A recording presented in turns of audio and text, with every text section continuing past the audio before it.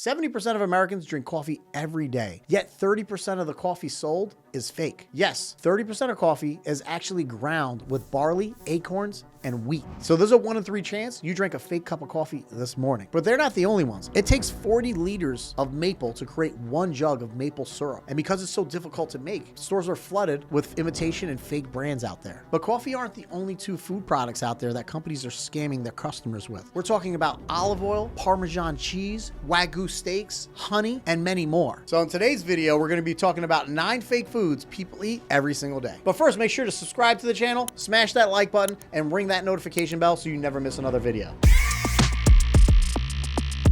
First up is that little green spicy stuff that we eat with every piece of sushi. Yes, I'm talking about wasabi. Did you know that 90% of the wasabi sold in the US is fake? And that's because the Wasabi japonica roots need Japan's mountain streams, 10 to 15 degrees Celsius water, shade, and it takes 2 years to grow. And Japan only produces 200 tons yearly. Plus floods all limit plots to just tiny farms. So why fake it? Sushi's a $20 billion global market. The US alone eats 200,000 tons yearly, but real wasabi max 1,000 tons a year. So fakers blend horseradish with mustard and green dye, which mixes the kick that you normally get in the fake wasabi, and only cost about $5 a kilogram versus $250 a kilogram, which is what it would really cost out of Japan. And diners just don't know the difference. Restaurants cut corners because real wasabi loses flavor in hours, and it's pretty much just too expensive. But what's the economics behind this? It costs Japan at least $100 a kilogram to produce, and it would retail anywhere from $200 to $300. And on the other hand, the fakes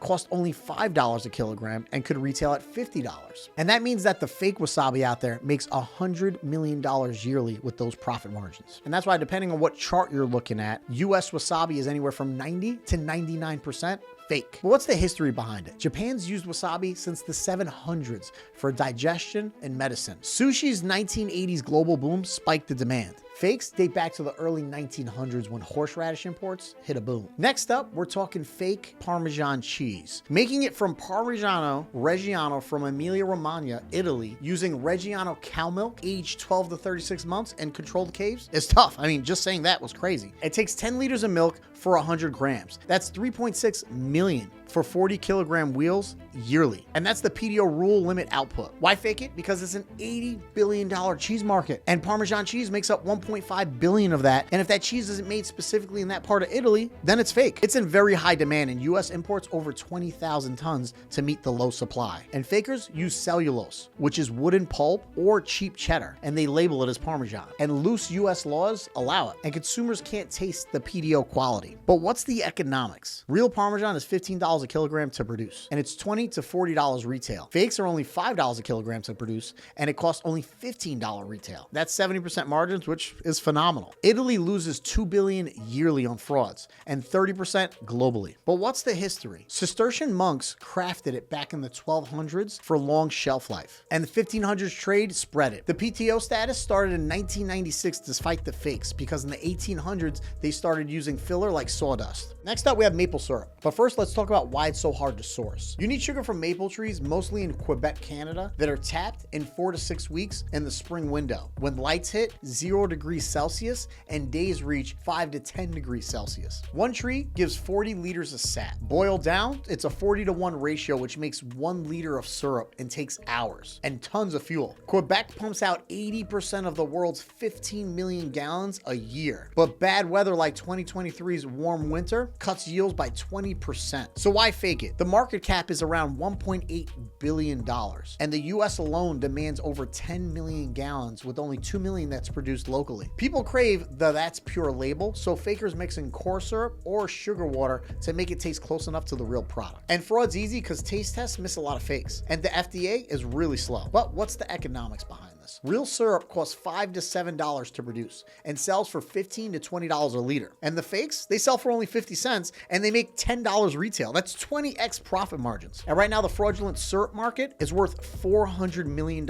yearly. And in 2012, Quebec had a heist that stole 18 million barrels. But what's the history behind the syrup? Indigenous tribes boiled sap pre-1600s, teaching colonists in the 1700s. And by the 1800s, Quebec dominated, but fakes started rolling in using molasses blends. And today, 20% of US syrups are fake per the FDA. And next up, we have something that's in everybody's kitchen, olive oil. Sourcing's a grind, and extra virgins Mediterranean olives are from Spain, Italy, and Greece, and they're handpicked and cold pressed in 24 hours. Droughts and pests like 2023 Spanish heat cut 3 million tons of supply, pushing prices up to $10 a liter. So why fake it? There's a $40 billion market cap and fueled by health hype. Supply chains are shaky. Spain's output dropped by 50% in 2022, and fakers in the market dilute their oils with canola oil, soybean, or hazelnut oil. Fake extra virgin. And then they take their fake labels and put it on the bottle saying it's extra virgin. Supply chains are murky, and supermarkets, they just don't check or don't care. So what's the economics behind it? Real extra virgin is $5 a liter to produce and $8 to $15 at retail, while the fakes can produce it at $2 a liter and cost them $10 retail. That's 80% margins. And the fake olive oil business produces $1.5 billion yearly. So what's the history? Ancient Greeks used it for lamps and food. Romans scaled grows by 100 BCE, and in the 1700s, fakes used lard. Modern scams use oil blends. Olive oil fraud in the US is huge. Fraud in the US is running rampant. 50% of US olive oils are fake per US Davis. Next is a sweetener that if you've been to any health or fitness expo this year, you're gonna see that they've been using this to supplement for fake sweeteners that are out there. And that's because everybody's starting to use honey as the sweetener in their product. But let's talk about honey sourced. Bees need diverse flowers, but pesticides and climate change kill hives. The US makes 70,000 tons yearly, and globally, the world produces 1.9 million tons. But in 2006, there was a major colony collapse, which cut 30% of hives. So why fake it? There's a $3.5 billion market cap, and the US demands 400,000 tons, but only produces 150,000. Fakers blend corn, rice, or beet syrup, which tastes sweet, and it passes the basic tests. Consumers love the raw honey label, but the FDA's tasting test takes forever. So what's the economics? Real honey costs $3 a kilogram to produce and runs $5 to $10 at retail, while fakes are only $1 a kilogram to produce and cost only $6 retail. That's 83% profit margins. And that's why China makes $1.5 billion in fake honey every year. So what's the history? Egyptians used honey in 3000 BCE for embalming and for their sweets. And in the 1800s, fake honey started popping up using molasses. And modern syrups started in the 1900s. And right now in the US, 80% of all honey is fake per NPR. Next up, we're talking about one of the more expensive items on this list with Wagyu beef. Sourcing Wagyu beef is, well, next level. So how do we source this meat? Wagyu cattle is raised in Japan with massages. I know, sounds good. They drink beer, and it takes 2 to 3 years to produce 2,000 tons yearly. It has a strict lineage, and each piece of cattle can be traced back to the farm it was produced at. Now, because these are small farms, it has limited output. So it seems pretty obvious why they would fake this. There's a $3 billion market cap, and global steakhouses crave the marbling.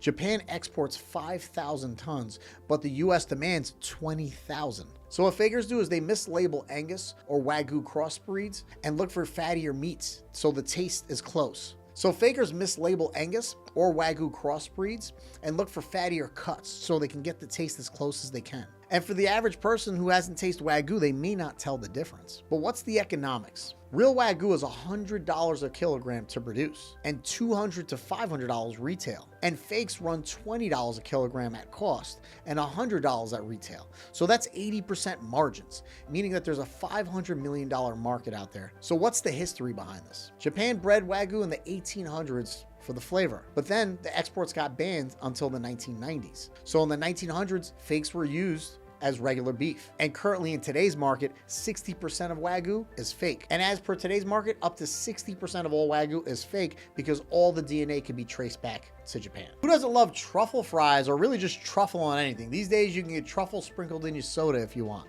It's running rampant and it's on every fine dining menu. But how much of it is actually fake? Well, let's dive into how it actually gets sourced. So how's it sourced? With tuber melanosporum fungi. Wild in Italy, France, and normally actually sniffed out by pigs. But more recently, more and more people are using dogs. And Italy and France right now are producing roughly 100 tons yearly at $3,000 a kilogram. And cultivations, hit or miss. So where does the fake market come from? Right now, truffle in general is a $400 million market driven by gourmet hype. Fakers right now are using Chinese truffles, which produces a weaker flavor, or petroleum-based truffle oil, which smells legit and actually fools most. But high prices and low supply produces more fake truffle. So what's the economics behind it? Well, real truffle runs at $800 a kilogram to produce $1,000 to $5,000 retail. And fakes is only $10 a kilogram, which cost $500 retail. So think about that. That's 98% margins, which is just insane. And that means that it creates a $200 million fake truffle market. What's the history behind it? Romans prized truffle in the 1st century, and Renaissance chefs, well, it made them elite. And in the 1700s, fakes started using mushrooms. And currently in today's market, 70% of all truffles sold in the US are used on your Parmesan fries. It's fake. Now here's something you drink every day. 70% of the US drinks coffee on a daily basis. So how could we be fooled for such a long time? Sourcing coffee from so many different countries is tough. There's so many spots and the logistical train from one country to another before it hits America that can cut that coffee with something else. And I'm talking acorns, wheat, barley, and a whole slew of other items to help cut the cost and still produce a similar coffee flavor, but not produce the pure coffee bean that we all know and love. But beans grown in Colombia, for an example, need shade and they need to be hand-picked. And pests and drought can cut up to 15 million tons off the supply chain. In fact, in 2023, prices hit $5 a kilogram. So why produce fake coffee? Well, there's a $100 billion market cap and 10 billion kilograms are consumed every year. And premium beans, they're scarce. So fakers are going to blend Robusta, chicory, and corn to pass as specialty blends to hide scams. And consumers, they just buy all the hype. So what's the economics behind all this? Well, real coffee beans on average are at $4 a kilogram to produce and sell at $10 to $20 retail. And fakes are only $2 a kilogram to produce and sell at $8 to $10 retail. So that's 75% margins and $10 billion in fraud. And what's the history behind it? Well, Ethiopia's coffee started back in 800 CE. Spread it, Ottomans trade, 1500s spread it, and 1800s fakes use grain. And right now, currently in the US, 30% of all coffee sold is fake. So yes, that's right. You have a 1 in 3 chance that you're drinking fake coffee right now. And last on the list, one of the more richer items we're going to be talking about, caviar, which is sourced from Caspian sea sturgeons. Sourcing is scarce because the Caspian sea sturgeons are overfished and take 7 to 20 years to produce roe eggs, which is unfertilized fish eggs from any species. Wild supplies produce 100 tons yearly, while farm supplies add another 300 tons. CITES ban since 2000 protects stocks. So why fake? There's a $1 billion market for the luxury dining boom. Fakers use lumpfish, cattlefish, or dyed roe textures, which is close enough to produce cheap eggs. Traceability is weak, and diners trust the labels. And let's be honest, how many of us are eating caviar every day? So what's the economics? Real caviar is $800 a kilogram to produce and sells for $1,000 to $5,000 retail.